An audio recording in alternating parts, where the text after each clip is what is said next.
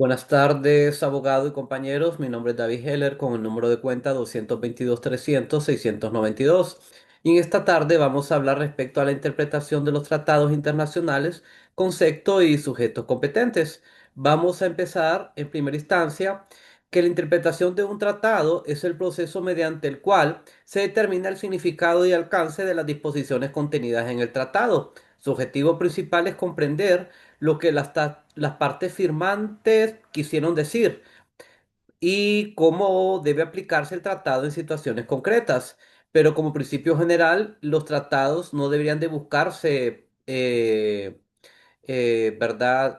Interpretaciones adicionales. El tratado debería de interpretarse por sí mismo, ¿verdad? Como cualquier persona natural, debería de leerlo, ¿verdad? Y analizarlo e interpretarlo por sí solo. Pero vamos a empezar con los sujetos autorizados para interpretar los tratados. Como punto número uno, ¿verdad? Como sujeto número uno tenemos los estados parte, ¿verdad? Que es la interpretación auténtica realizada por sus propios actores de dicho tratado, ¿verdad? Entonces, como sujetos, este sería como el principal, ¿verdad? También tenemos los órganos jurisdiccionales, ¿verdad? Que son tribunales internacionales que interpretan los tratados para resolver disputas en caso de presentarse entre los estados involucrados.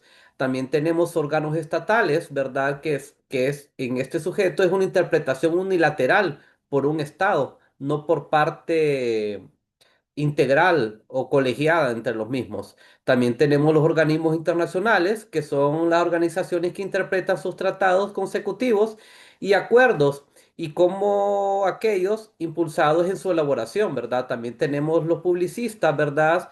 Que aunque en este tipo de sujetos no tenga un efecto jurídico, influyen, ¿verdad? En la toma de decisiones en caso de llevarse un arbitraje internacional. También, compañeros, vamos a hablar respecto a las reglas de interpretación principales, ¿verdad? Que está enfocado en el artículo 31 de la Convención de Viena. Como regla número uno tenemos el sentido ordinario de los términos. En este, en este apartado, ¿verdad? Se indica, ¿verdad? Que las interpretaciones se debe comenzar con el significado común o habitual de las palabras utilizadas tal como lo entendería una persona razonable, ¿verdad? No se debe buscar en esta interpretación, ¿verdad? Palabras adicionales o textos adicionales que están estipuladas en el tratado. También tenemos el contexto que la interpretación se debe considerar el tratado como un todo, ¿verdad? ¿Cuál es el objetivo de la elaboración de dicho tratado, ¿verdad? Se debe analizar el contexto general, no un apartado en específico. También tenemos como regla número 3 la conformidad con el objetivo y el fin del tratado, de por qué fue elaborado este tratado, ¿verdad? Entonces hay que buscar el contexto general de la firma, como por ejemplo si fue por la firma de un desarme o por la el respeto de los derechos humanos o una cooperación internacional. También tenemos otra regla que es la conducta ulterior de las partes en la cual se considera como que se han comportado los estados después de haber firmado o ratificado estos tratados. Si todos los estados partes han aplicado las cláusulas de cierta manera, ¿verdad? Se da la interpretación por sí misma, porque todos acuerdan o están conscientes de que dicha norma es aplicable. También tenemos las normas de derecho internacional aplicable. El tratado debe aplicarse de forma coherente con el resto del derecho internacional vigente entre las partes, incluyendo el derecho consuetudinario y los principios generales del derecho, ¿verdad? Internacional, ¿verdad? Estos tratados, como principio general, no deben de violar, ¿verdad?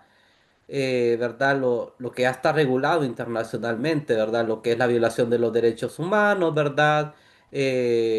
Y cosas que van en contra, ¿verdad? De reglas o ya que son tratados internacionales de forma general. Y también tenemos el principio del efecto útil. La interpretación debe procurar que todas las disposiciones del tratado tengan un efecto práctico, ¿verdad? Porque de nada sirve que se hayan firmado entre las partes si no se va a llevar a cabo dicho tratado. También tenemos reglas complementarias del tratado en el derecho internacional, que son los trabajos preparatorios y circunstancias de celebración, que tienen que ver estas reglas de interpretación, ¿verdad? Se analiza, ¿verdad?